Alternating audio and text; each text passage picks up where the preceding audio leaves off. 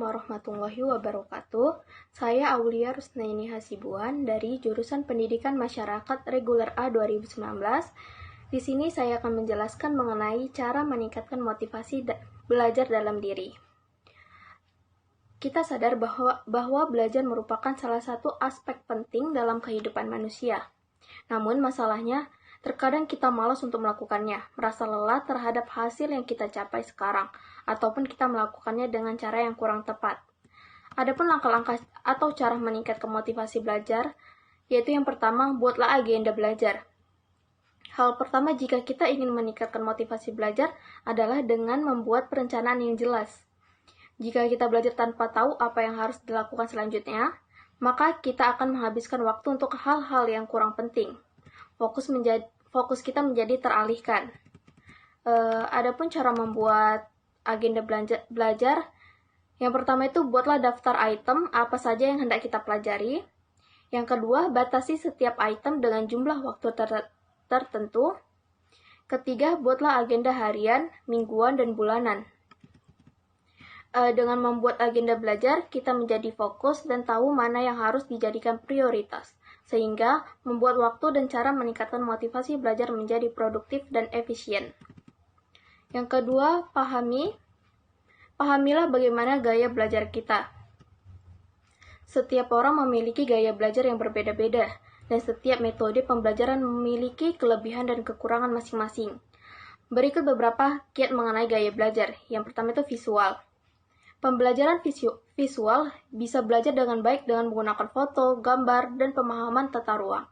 Jika kamu bertipe visual, maka diagram dan grafik bisa sangat membantu. Tandailah setiap tema dengan menggunakan warna yang berbeda. Kamu juga dapat menggunakan flowchart ketika mencatat suatu hal untuk mendapatkan gambaran yang jelas dari konsep tertentu. Yang kedua itu auditori. Pembelajaran auditori bisa belajar dengan baik melalui bunyi. Gunakanlah rekaman pembelajaran dan memutarnya kembali, berbicara dengan ahlinya atau berdiskusi dengan kelompok. Kamu juga akan lebih nyaman dengan mendengarkan musik di saat belajar. Selanjutnya, kinestetik. Pembelajaran kinestetik akan belajar dengan baik melalui penggunaan badan, lengan, dan keterampilan. Kamu dapat melatih diri dengan mencari kata-kata untuk memperkuat pembelajaran, menggunakan komputer untuk mengetes kemampuan dan mengingat suatu hal ketika sedang berjalan.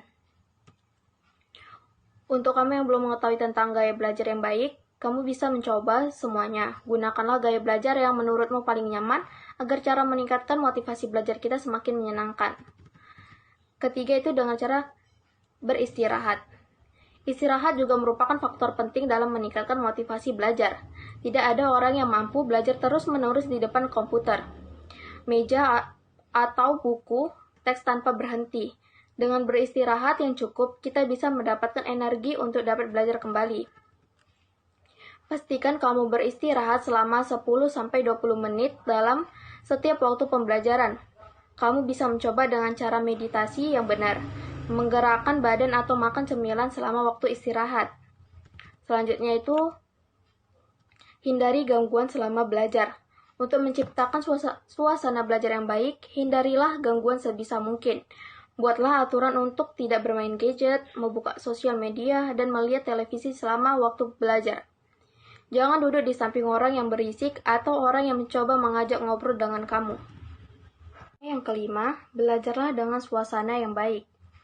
Sebenarnya tidak ada namanya suasana terbaik. Mengenai hal itu, hanya kamu yang bisa menentukannya sendiri. Sebagian orang memilih belajar di suasana santai, seperti kedai kopi. Beberapa lagi memilih suasana yang benar-benar sunyi, seperti kamar. Ada juga yang nyaman belajar di taman atau suasana outdoor. Dan mungkin juga merasa lebih mudah jika berada di perpustakaan.